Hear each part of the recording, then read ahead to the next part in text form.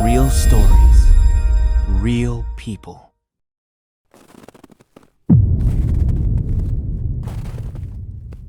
My girlfriend Emma and I drove up to my family's winter cabin in Vermont for a long weekend. It's at the top of a hill surrounded by thick forest, far enough that you can't see another house. My parents built it years ago, and it's always been our escape from city noise. We arrived late Friday, unloaded groceries, and lit the fireplace. The air smelled like pine and cold metal. Snow had started to fall again, soft and steady. We planned to teach Emma to snowboard the next day. It felt peaceful, the kind of quiet you almost never get. The next morning, we made coffee and went outside to practice on the small slope behind the cabin.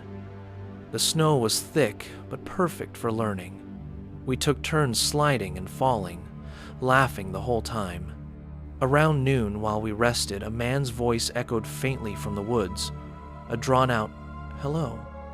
It startled both of us. I shouted back, asking if someone was there. Silence followed, no steps, no reply. The forest just absorbed the sound. Emma looked at me uneasy. I told her it was probably a hiker calling out, but the air suddenly felt heavier. That evening, we stayed inside, cooked dinner, and played music quietly. The fire crackled and the wind moved softly around the house. Around 9, we heard faint crunching outside, snow being stepped on slowly. I turned off the music and listened. The sound stopped. We waited a few minutes, then I told Emma it was likely an animal. She nodded, but neither of us turned the music back on. Even with the fire going, the cabin felt colder than before, like the walls were holding their breath. We went to bed later, the forest silent again. Sometime past midnight, I woke to the sound of movement, slow steps outside circling the cabin. I held my breath, counting each crunch in the snow. When they stopped, I thought maybe I'd imagined it. Then came a faint knock, 3 soft taps on the back door. Emma stirred and whispered, "What was that?" I said nothing, just motioned for her to stay still. The knocking came again, a little louder this time. Then a voice, calm and stretched. "Help me." The sound was wrong, too steady, too deliberate. It didn't sound scared, it sounded patient. Emma started crying quietly. I grabbed my flashlight but didn't turn it on. Through the curtains, I could only see our reflection and a bit of snow glowing under the moon. The voice came again, closer now. "Can you help me?" The tone was the same every time, like a recording. Then footsteps slow, moving from one window to the next. I told Emma not to speak, not to move. The floor creaked as if the cabin itself was listening. We stayed silent for what felt like hours. Eventually, the voice stopped. I thought it was over until I heard a light tap directly on the glass near our bed, just a fingertip brushing it. I froze. Scout, our dog, began to growl from the floor. I whispered his name, but he wouldn't stop. I reached for the lamp and stopped myself. Turning it on felt dangerous, like acknowledging something waiting in the dark. Instead, I whispered, "It's not real." But deep down, I knew someone, or something, was right outside that window. When morning came, neither of us had slept. Sunlight made everything look harmless again, like nothing had happened. I opened the back door carefully. In the snow, footprints circled the entire cabin, stopping at every window. They were large, spaced evenly, like someone pacing. They led toward the woods and disappeared between the trees. I didn't follow them. Emma stood at the doorway, pale, clutching her mug. "Let's go home," she said. I didn't argue. The silence outside felt heavier than the night before. We packed fast, barely talking. As I loaded the car, I kept glancing at the tree line, expecting to see movement. Nothing. The road down the hill was slippery, and I drove slowly, checking the mirrors every few seconds. When we finally reached the main highway, Emma exhaled for the first time in minutes. "That voice," she whispered. It didn't sound human. I didn't answer. The truth was, I wasn't sure. There's something about cold places, the way sound travels, how it bends between trees. But I knew what I heard. We never went back to that cabin. My parents still keep it, locked up most of the year. They said it was probably a prank or echo from the valley. I nodded, pretending to believe that. But sometimes, when snow falls outside my apartment window, I remember that night, the voice that never sounded desperate, the rhythm of those steps. Fear isn't always about what you see. Sometimes it's about what waits quietly, just beyond the glass. It's been almost 2 winters since then. Emma still wakes up sometimes, saying she hears knocking in her dreams. I tell her it's nothing, but I hear it too. 3 soft taps, just like before. Maybe the mountain keeps echoes of people who never left. Or maybe, once you've heard a voice asking for help in the middle of nowhere, part of you never stops listening for it again.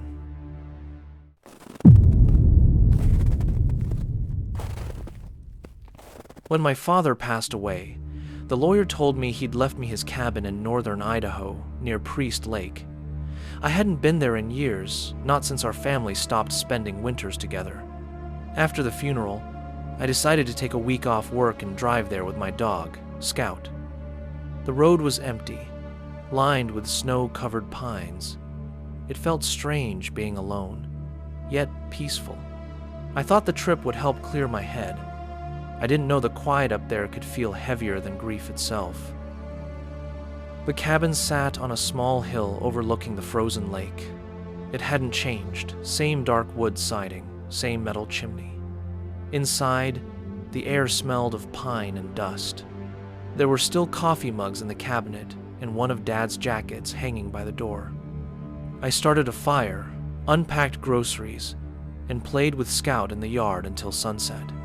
That night, I poured a drink, turned on some old music, and finally let my thoughts catch up. For the first time in months, the silence didn't feel painful. It almost felt like company. The first 2 days passed quietly. I slept late, cooked simple meals, and took Scout for walks along the frozen path. Every sound in the forest echoed the crack of branches, the wind brushing the trees. On the 3rd day, I noticed footprints near the back deck. At first, I assumed they were mine or from an animal, but they were too large, too defined. They circled the house once and stopped near the shed. Snow kept falling, but the prints stayed clear. I stared at them for a long time before brushing it off. Maybe a hunter had passed by. That night the wind picked up. Around midnight, Scout's ears twitched and he jumped off the bed, growling low. I heard faint creaks downstairs, slow, careful steps on the wooden floor. My stomach dropped. I grabbed a flashlight and whispered for Scout to stay quiet. The steps stopped, then nothing but the sound of the fire. I waited several minutes before walking halfway down the stairs. The living room was empty. I told myself wood shifts in cold weather. Still, I locked the door to the porch before going back to bed. The next morning, I saw something that froze me. New footprints, fresh. Deeper led from the woods directly to the porch steps. No tracks going back. Just a single line toward the cabin. I walked the perimeter, but the snow was smooth beyond that. No wildlife prints, no sign of anyone. Scout barked toward the trees, tail stiff. I packed snow over the prints to calm myself, pretending it was nothing. Still, that sense of being watched followed me all day, like the forest had eyes that blinked just out of sight. That evening, I tried to distract myself. I cooked, poured whiskey, and put on an old record Dad used to love. The cabin's walls popped softly as they warmed from the fire. I told myself everything felt normal, but Scout wouldn't relax, his eyes fixed on the window, tail low. When I looked, I saw nothing, only my own reflection. The record skipped once, then again, and stopped completely.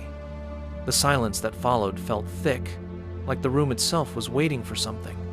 I turned the volume knob down even though no sound was coming.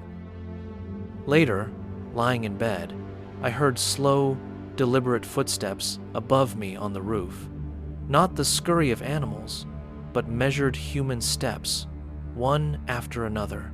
6 or 7, then silence. I waited, breath held, listening for another. Nothing.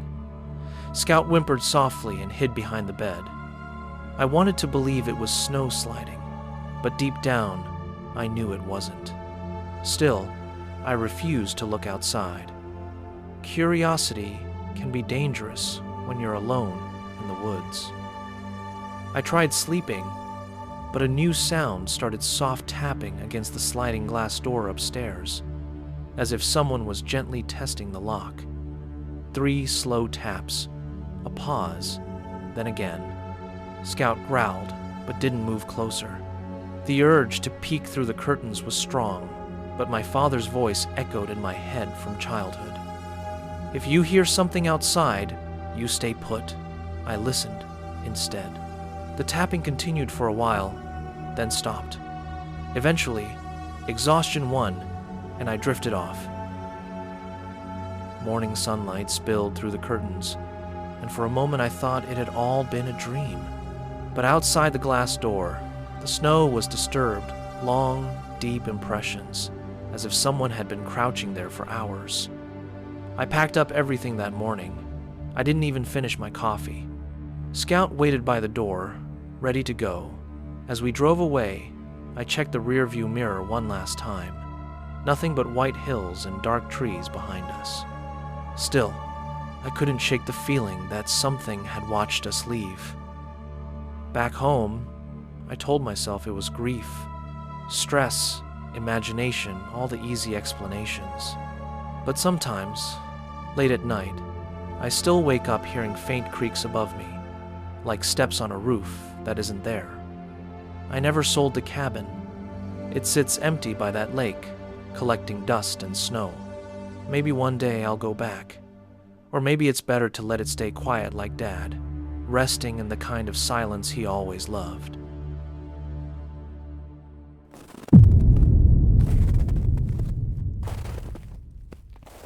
Our first real ski trip was supposed to be fun, just 4 friends escaping work for a long weekend. We flew into Bozeman, Montana, rented a small cabin near Big Sky Mountain, and arrived late Thursday night. The place was beautiful. Wood floors, a big deck, and a hot tub overlooking the snowy hills. It felt safe, private, and exactly what we needed. We unpacked, had dinner at a local bar, then headed back to rest for an early morning on the slopes. I didn't know it yet, but that night would stay with me far longer than the vacation. Friday morning, we took an early shuttle to the mountain. It was colder than I expected, and I wasn't great at snowboarding. My friends were much better, so I stayed mostly on the beginner runs. Around noon, I sat to rest halfway down a trail when a man stopped nearby. He wasn't a good boarder either. He asked if I was okay, trying to start small talk. I answered politely but kept it short. When he began asking who I came with, I got uncomfortable. I stood, smiled awkwardly, and went back down the hill as fast as I could. At the lodge, I found a corner table and texted my friends. Hannah came first, and I told her about the strange man. Probably just a guy being weird, she said. We decided to leave early anyway. It was already around 3. When the others finished their runs, we returned the rental gear and called a ride back to the cabin. The sun was already setting. We ordered takeout, laughed about falling all day, and ended the night in the hot tub, surrounded by silence and steam rising into the cold air. For the first time, I felt truly relaxed. Later that night, we went to bed after a few drinks. I'm always the last one to fall asleep. I lay scrolling on my phone, half listening to the wind outside. After a while, I heard something soft footsteps on the wooden floor. I assumed it was one of the girls getting water. Then the sound stopped right by my door. I froze when I saw the doorknob twitch. Slowly, quietly, it turned once, then again. I typed in our group chat, "Is someone in the hall?" No reply. My heart started beating fast. The knob turned again. I leaned close to the door, holding my breath. Whoever was outside moved away slow, deliberate steps across the living room. I cracked the door open just enough to look. The cabin was dark, except for the faint glow from the fireplace. That's when I saw it. A tall silhouette crossing from one doorway to another. Broad shoulders, slow movements, definitely not one of my friends. My hands started shaking. I shut the door quietly, locked it, and whispered a prayer that everyone else had done the same. My phone buzzed with Hannah typing, "What's happening?" I texted back fast, "Someone's in here." She didn't reply. I could hear him trying another doorknob down the hall. Then he came back to mine. A soft rattle, then pressure he was pushing. I dialed 911, whispering everything. Our address, the noise, how we were locked in our rooms. The dispatcher told me to stay quiet and keep the line open. When the door handle jerked hard, I panicked and yelled, "Get out! I'm on the phone with 911!" The sound stopped. A man's voice answered calmly, "It's okay, sweetheart." Then footsteps, fading away. I stayed still, shaking. The dispatcher told me officers were minutes away. I didn't dare look out the window. It was pitch dark outside anyway. In the next room, someone whispered my name. It was Lindsay. I whispered back, "Don't open your door." A faint creak came from the floorboards near the living room. Then silence. The only sound was my own breathing and the dispatcher's calm voice in my ear. Those minutes felt endless. When headlights finally flashed through the front window, I almost cried with relief. Police entered, shouting commands. I could hear boots on the porch, doors opening. Then one of them knocked softly and said, "You can come out now." My hands trembled, unlocking the door. The officers checked every room, front door latch broken, footprints outside the windows. Whoever it was had come from the woods. We realized none of us had heard a car. After confirming we were safe, the officers left, promising to patrol the area for the night. No one really slept after that. The cabin no longer felt like a safe getaway.